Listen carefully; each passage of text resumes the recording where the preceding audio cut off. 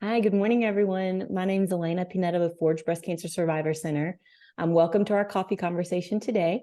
I'm very excited to feature our speaker here, Aviva Behel. She'll talk a little bit more about the pronunciation, right, of her name, but Sure. she's here, an artist in residence with UAB Arts and Medicine. So Aviva, I'm so happy that you're here with us today. I know that you're going to demo a little bit with us as Yeah, well. we're gonna So have I fun. just want to pass over to you and just say if you wouldn't mind introducing yourself to the group. Sure. Just honored to be here, and UAB Arts and Medicine is just so excited to continue partnership with Forge and actually expand what we've been doing. So first of all, my name is Aviva Behel, not pronounced at all like that little name you see on the screen there if you're watching that. And yes, my parents decided when if they had daughters, they wanted to give them unusual names, and I guess spell them weird ways. And so I've gotten to spell it 10 times a day for my entire life. So that's that. That's the least interesting part about me, I hope. So I am an artist with UAB Arts and Medicine. It's a program that has been going on for 10 years now at UAB. And as an art, and so what we do is we have people who have different specialties and skills. Mine happens to be visual art. We also have a yoga teacher. We have someone who does dance and movement. We have someone who does theater. And there's several of us who are visual artists. And we take our skill set and incorporate it into the healthcare setting, which is not just at UAB, it's also within the community of Birmingham, like with Forge. Sometimes we partner with other hospitals. And we do things like come bedside along patients. Sometimes we will get referrals if a nurse or a practitioner or social worker feels like a patient could use our bedside skills with someone who may be bored or lonely or anxious. Um, so last night I was on the palliative care unit with a patient who was very close to departing the world, and we made a legacy piece for the family. So I've also done things at McWayne Center with low vision children with the partnership with the low vision clinic at UAB. So the things that we do are very broad ranging, but it is that beautiful combination of what is art and creativity into a healthcare setting to bring forth a lot of different things, including not just the beauty of the world, but the benefit to the person who is receiving those services from us. Well, that's incredible. And what varied experiences Yeah. as well. So I'm curious though, what kind of your past and things that you have done and the kind of the arts that you have created. First of all, what kinds of things are you interested in Okay. doing? And then what made you want to bring those into a healthcare setting? That's a great question. So, my actual professional art background is primarily as a professional calligrapher. So, I write really fancy, and sometimes people pay me to do that. And so, when I was 15, my mom thought I had interesting handwriting or pretty handwriting and handed me a calligraphy pen set. And it was just a skill that I self taught and developed over the years. And in the middle of that, I stayed home for a long time with my kids, but I worked in ministry. I was a marketing strategist for a physical therapy company here in Birmingham. I've also been a childbirth teacher and a doula. So I spent part of my time teaching people who were pregnant and then going with moms when they had their babies and lots of different settings. And so I've always really had a strong interest in healthcare. Maybe in another life, I would have liked to have been a healthcare practitioner, but I'm not. And so I would say at a crossroads of my life a few years ago, I really wasn't sure where to take what I would call the next stage of my life professionally. I was not really interested in just addressing envelopes or doing corporate calligraphy full time. And so I actually did some sessions with someone who does coaching for calling for women. And it was really wonderful. And in that, she identified something in me, which is like, I think you need to do something with arts and healthcare. And we kind of left it there, but I just started exploring lots of different options of where I might be able to do that. And then lo and behold, thanks to Facebook, it must have thought I needed to see the UAB Arts and Medicine page came through my feed. I'd never heard of such. And so from there, I volunteered and then eventually became, through my volunteerism with them, they brought me on as an artist in residence at UAB. But I'm also a visual artist. I do some watercolor and some painting and some other things besides calligraphy. It's amazing the kind of paths that we each managed to carve out in life, Yeah, and right? I think that's the great message is that I'm in my late 50s, my very late 50s, and that you can, take the things that you've done your entire life and it can and even if that's a cancer diagnosis, and whatever comes from that, can channel you towards something brand new and unexpected. And Mhm. so that's what I love. That's what I love about life. Yeah. Well, okay. So tell me, in your opinion, kind of why are the arts or just the idea of creativity, why might that be beneficial to someone who's experiencing something like a breast cancer diagnosis? So, I do want to be clear when we're here that I'm not an art therapist, which is someone who's actually trained to address that a little bit more completely. That I'm actually an artist who comes in the healthcare setting. But one of the things that we've learned through arts and medicine, and there's some conferences going on right now in Washington D.C. about National Endowment of the Arts and Arts in Medicine, and University of Florida pioneered a lot of this work, is that we know from studies that it can decrease pain to some level. It can certainly decrease anxiety. It can increase your calm. I think we know historically and through studies that those things alone can be beneficial to the healing process. And so, just generally, those are some of the things, more specifically, depending on what's going on, that sometimes even the actual production of the art itself, maybe not with a cancer survivor, but with a Parkinson's patient or something like that, that the fine motor skills, the things that we do to help produce the art, can also have some effect with the mind body connection and with the hand and some of those other things. I was with a stroke patient last night, and so reintroducing the ability to grasp and to use things and in the process create something beautiful. So those are some of the kinds of things that the intersection of arts or creativity and a healthcare situation can really bring about. Well, and it's a good reminder, right? In that specific example, how it can be fun, right? It may be an exercise or Absolutely. something Yeah. that someone is doing, but in the process, it can, as you said, create something beautiful. Well, so I always, when I have one of the units that I work with is the acute care for the elderly unit, which is at UAB Highlands. It's a specialized unit. Patients are all over 65, and it's really beautiful. But when I walk in the door, the first thing I say to them is that I'm not here to do anything medical. And there's something really lovely about there being a person in a medical setting or in any kind of setting like that who's not going to be providing your medical care, who's there for a different reason. So that's one of our intros into a room. Yeah, I love that. So tell me, what if someone doesn't feel creative Right. enough to start to take something on? What would you say to that? Well, it's very interesting because a lot of times when I come in and tell them that I'm an artist and that I'm here to come alongside them, I could probably 50 to 60% of the time that person, whether it's a cancer diagnosis or whatever it is, just in general, doesn't feel like they're a creative person. And so one thing you have to do is to understand what creativity is. And so I would back off and say, especially in the cancer population, that you have not navigated your cancer journey without being creative. I know this for a fact. You've learned to adapt. You've learned to navigate, even if it's navigating the insurance system. You've had to think and plan and be creative. If it's that you've had a compromise of whatever the cancer has done to your body or surgery or a treatment, you've had to be creative to adapt, and probably creative just to move through life and enjoy life. So we are creative people by nature. Even someone like my husband, who will tell you he doesn't have a creative bone in his body, he's an engineer.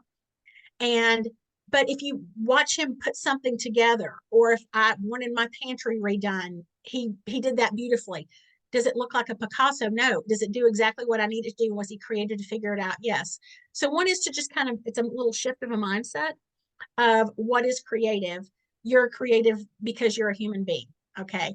But the other thing that I would say, and I think this kind of goes into some of the other questions we talked about, is the biggest barrier for some people. I'm going to say, let me just read this quote from John Cleese, who is one of my favorites. It says, "Nothing will stop you from being creative so effectively as the fear of making a mistake. Creativity is not a talent, it's a way of operating, an ability to play.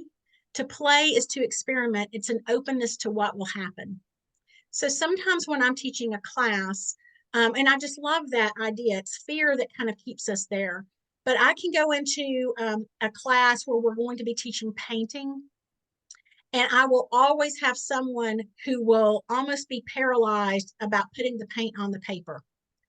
They can get to a certain part of what we're doing, but then all of a sudden they just literally can't put the paint on the paper. So one of the things that I try to do to diffuse that, and I think can also keep people from doing what they need to do, is just to remind people it is just paint and it is just paper. It's okay. Okay. So if your gift or your talent is bread baking and you haven't done it in a while and you just almost can't make yourself go back to do that thing that you just do when life was normal, it's just flour and water and salt. And if it used to be gardening, whatever it is to rethink about what these elements are that you're using. And then the other thing I would say is that you need to start small. One example I could give is, so I'm not in a cancer diagnosis and I'm not dealing with a health issue now, but one of the things that's come to me is quilting is something that I used to love to do, and I put it aside and I'm ready to kind of start back into that again. But it's really easy to get sucked into the social media stuff and to see all these big, beautiful quilts and to envision, I'm going to make a queen size quilt. And really, and we can get sucked into buying, expensive tools and expensive fabrics, and you can get very overwhelmed if you go too big. So I'm not saying not to have dreams or not to think you can do that eventually, but just to start small. Just sit down at the sewing machine and sew a square. Just start to sew again. Just put the paint on the paper. And so I would say start small. That's my primary advice, and just start. Mm-hmm. Well, speaking of just starting, then I'm wondering if you would be willing to kind of demonstrate or talk through, one of the techniques that you're thinking about teaching. Like one thing that I want to mention is Aviva is going to be teaching some of our classes at Forge over the coming months, right? And so the February classes that we have, both in person and virtual opportunity for anyone who's interested. I know that you're thinking about maybe this being the subject of the class. So I'm wondering if you could give us just a little teaser So of kind of what you mean by starting small and just doing. Yeah. So I'm ready. You'll probably see over here, if you're watching, there's another screen. That's my hand and that's some paper. So what we're going to do today is just demonstrate a technique that's called neurographic art. It was developed by a man in Russia who was an architect, but also a neuroscientist. And he developed this way of drawing lines that the process itself can help kind of increase calm, decrease anxiety. So what I love about this technique, and what's great, especially for if you're someone who's dealing with cancer, is how portable this is. So if you're at UAB or wherever you're getting treatment and you've got all day to sit in a waiting room because you're waiting for scans or radiology and you're moving from this to this to this, or you're at home or whatever, this is just the most portable technique. We're going to use it eventually at Forge. I'll show you. We're going to develop into a painting. But so what we're going to do is you take a piece of paper and turn it this way. All right. You can see it on the screen that way. All right. All you need is a piece of paper. I like a Sharpie, but remember, let's say you're waiting in line to pick your kids up or you're at UAB. You can do this on the back of a receipt. You can do this on your phone with any kind of drawing app with your finger, or if you've got a stylus. So it doesn't take anything really fancy at all to do this. So what the technique is and what he developed is, you start at one end of the paper, you go to the other, you draw a line, but you don't overthink it. You actually really don't think about it at all. You might see where you want to end up. Like I might start here and think I'm going to end up over here, but you just go like that. So you want to make several lines, because what's really important with this technique is the intersection of the lines. So I'm going to start one over here. I feel like a loop. Okay. Then I'm going to do another one like this. So I'm going to leave it right there. But you could do more. If you do tons of lines, you've got a lot of work to do. But the great thing about this technique is what happens is right here at everywhere that there's an intersection, you want to round off the intersection, and you round off to the inside. You don't bubble it out that way. You round it off this way and you fill it in. So it's this process right here of just filling in all of these intersections. First of all, it starts to develop this really interesting graphic look to it. And you can decide how much you want to round off. You can go bigger than that if you want. So I would move over here And I would round this off. And I would come down like this. So it is this process of the rounding off that is where you kind of, either you can do a couple of things. One is if you got something really heavy weighing on your mind, you can set that aside and just look at the paper. But if you also are trying to solve something, you can invite that in and like, I've got this thing I've got to decide about. And so you just sort of think about it a little while you're doing this. And it can sort of just, while you're doing that, your mind is focusing just on that thing and on this paper right here. And there's something about that process that can just be very helpful. So again, this is called neurographic art. And you can see if you were to continue to fill all of this out, that you could come up with some really interesting designs, especially if you had more lines. And some people will choose to leave these empty, or you can color them. You can start to do patterns inside those if you like. You can write words using the barriers like that. Okay, so it comes really interesting. But what we're going to do when we come to Forge, so we're going to do this online too. So we have on the 7th, we're doing it online, which means that all you need to have is a sheet of paper and a pen. If you've got colors, I'll get you to where we need to go. But when we're in person, I think what we're going to do, let's see if I can do it. I'll hold it up. We're going to probably use the same technique to make something like this. Wow. So this is a watercolor painting, and I can leave it right here, right there. There's another way that you can do it like that. There's with pink where we can tape it off and you can write. But it's that same technique we talked about. See, all of these are those line intersections.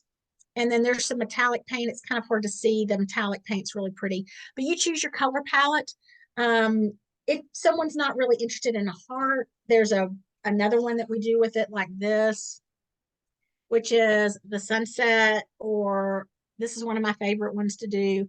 So it's very approachable, has a really high success rate, which is what I love as an artist, especially if I'm coming into people who have a lot of different feelings about how they are in their creativity. This is just circles that you put down and trace, and these are just these wavy lines. The most difficult part about this one is if you feel like you can do that.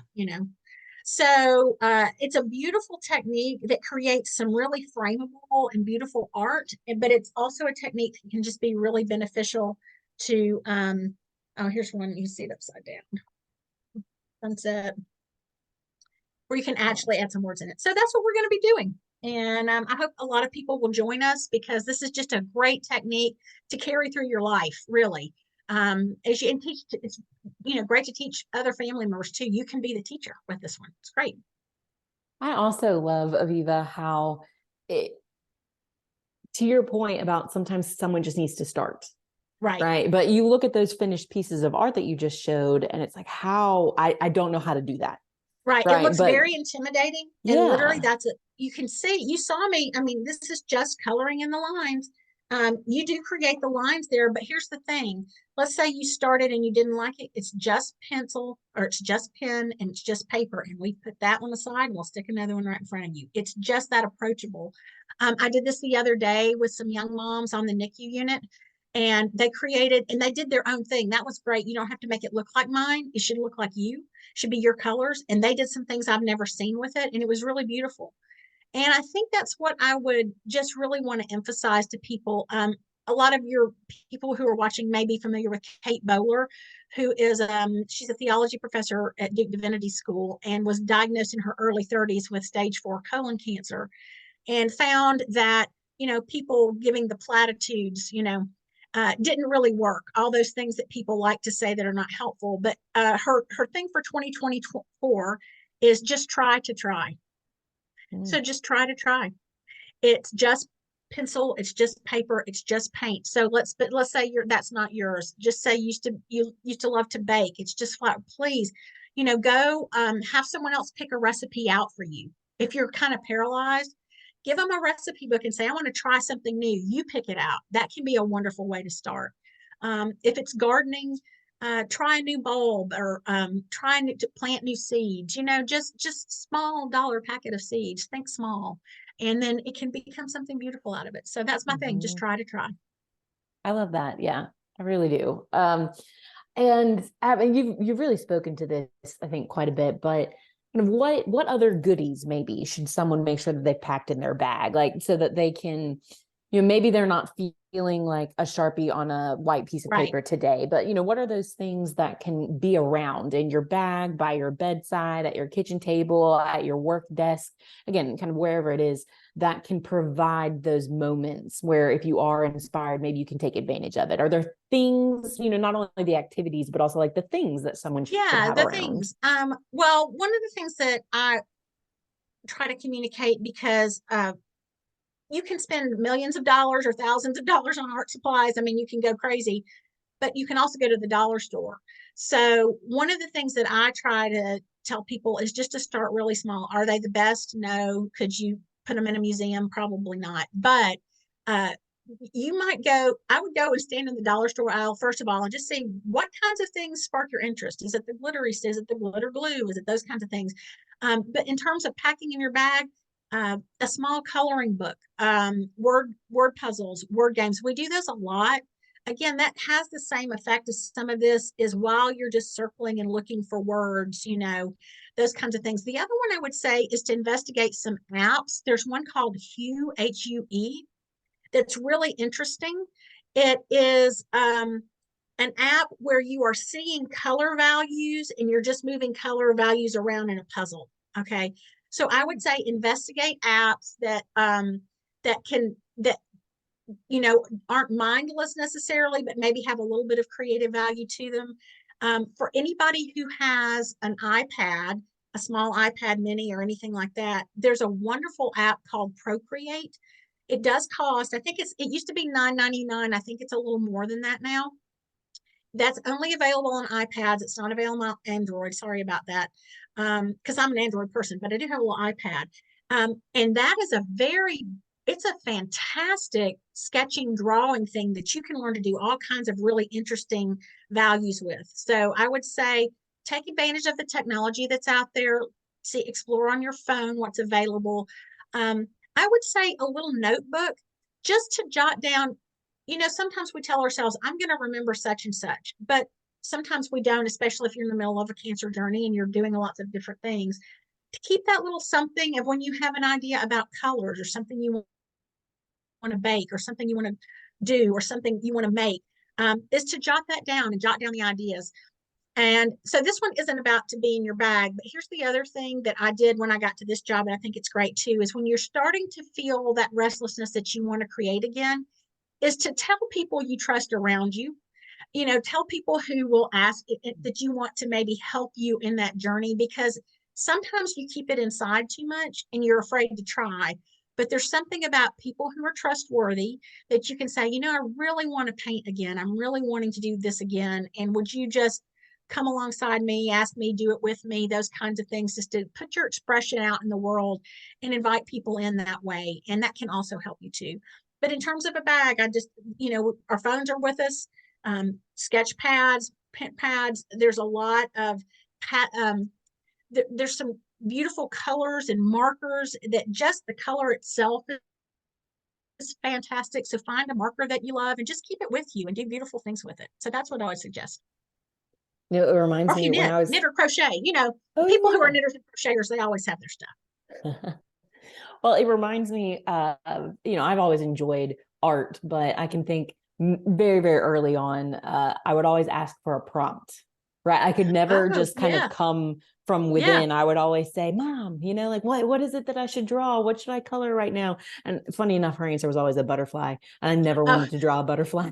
So I yeah. don't know if I ever, did much thinking back on it, but I think, again, it's a really good reminder that maybe some people might feel that they need a prompt, but really we probably have all these things inside of us. And so it's just a matter of having the tools and just try to try. Absolutely. Just try to try. And I would say don't be afraid if it looks different than it used to, because you're in some ways not the, in some ways you are the same person, but in some ways we're all we are all our journey, right? And you don't go through a cancer journey without it becoming kind of part of who you are. In a sense, it doesn't define you completely, but don't be afraid if what you come out with doesn't look like it used to. That's okay. It might just be the most beautiful expression that you need to explore. And so I would say just don't be afraid of that. And it might take you places that are really interesting and unique that you haven't been before that you need to explore. Mhm. And I also really appreciate you providing baking examples. That's something that I also enjoy doing, Yeah, but it can be intimidating either to try something new or you've gone through all of that effort and then it doesn't work. I've had my right. Well, share of failures, but that's okay. It was just flour. can I tell you? So I've two. I didn't tell about my family. Wonderful husband and two adult daughters who are just doing amazing warrior women things. And and my youngest daughter's doing a second career going to med school at 30. And so a few years ago, when I was kind of at this crossroads, I was in a job that was a great company and a great job, but it was not for me. And I was just as stressed out as I could possibly have been. And I really was almost paralyzed, not knowing what to do. And she sent me a card with all these little single things to try. And one of those things was watch the Great British Baking Show and find one of those recipes and just pick a recipe to try. And see, she didn't say, you need to go to a baking class and start to just pick a recipe or just look at their recipes and see if one inspires you and then try to make it. And who cares if it works or it doesn't work? It's just flour, it's just water, it's just sugar, it's salt. Okay. So yeah, I think, that's why I say don't get limited to the things being art. It can be, it could be something technical. It could be decorating. It could be all kinds of, it could be, like I said, organization. It could be whatever it is that you're gifted to just pour out into the world and that you really enjoy doing. Mm-hmm. I really also enjoyed the expanded definition of creativity because, here at Forge, I've been here for several years and we've offered different arts classes, especially with arts and medicine. And there is a fair amount of, no, that's not, I'm not creative. I can't pick up a colored pencil. I can't, do any of that. And so just knowing that you can be creative in so many different ways and the things that are your talents and what excites you, that's Absolutely. creative too. Yeah, absolutely. And try things that are new, but also lean into those other things and just really don't perceive creativity as it's solely an artistic expression. That if you have children, you didn't get them to where they are without some sort of multiple creative thought going into that. I was just telling you, remember, that you should parent like you live in a cave because you've got so many things bombarding you, trying to define the best way to parent, the best way to feed, the best way to do this, the best way to swaddle, and sometimes it just really needs to come from inside. Mm-hmm. And sometimes there's too many voices that aren't your own. So just always never forget yourself when you're in that process. Well, Aviva, I think you've left us with several wonderful nuggets, but I just want to give you an opportunity. Are there any kind of closing thoughts that you want to make sure that anyone here live right now or who's watching this later on takes away? So I'm just going to repeat a couple of things, and they're not my words, but one is to just try if you're, that's actually, so let me say too, that's been helpful to me there's another person who's a watercolor artist named Andrea Nelson Art on Instagram. She's very wildly popular. I learned a lot of my techniques actually from her. And she'll always say, it's fine. It's going to be fine. It's just paper, just paint. I love that gentleness, but I also want to go back to the John Cleese quote about creativity is not a talent, it's a way of operating, the ability to play. Sometimes, we get grown and we forget to play. We tell our kids, go play, and we don't care what it looks like, and they don't worry too much about what happens on the paper, and they just experiment. And I think we've forgotten how to play. And I would imagine too, with a serious health issue, that sometimes it takes a while to get back to the person that knows how to play. So just start small and start small and play big. How about that? Yep. I love that. Well, I know that we are very excited for the classes that you'll be teaching with Forge in February, giving that opportunity to play, to start, to try something small, to make something beautiful. So that's very exciting. All right. Well, I want to so excited. Yeah. Well, I'm excited for it too. All right. Well, I'm going to just thank you again for your time, and I'm going to go ahead and stop the recording for us.